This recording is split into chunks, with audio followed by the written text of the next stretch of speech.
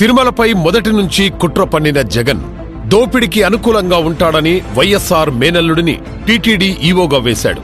దోచుకోవడానికి వీలుగా బంధువులు సుబ్బారెడ్డి, కరుణాకర్ రెడ్డిని చైర్మన్లుగా వేశాడు. బోర్డులో సారా వ్యాపారం చేసిన వాళ్లని పెట్టాడు. టీటీడీ వెబ్సైట్ లో అన్యమత ప్రచారం చేశాడు. శ్రీవాణి ట్రస్ట్ పేరుతో దోచుకున్నాడు.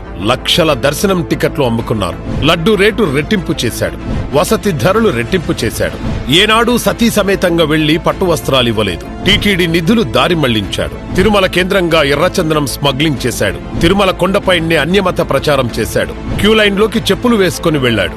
మంచినీళ్ల బాటిల్ కూడా 60 రూపాయలు చేశాడు. స్వీటుల తిరుమల లడ్డు అమ్మకానికి పెట్టాడు. తిరుమల బస్సు టికెట్లపై అన్యమత ప్రచారం చేశాడు.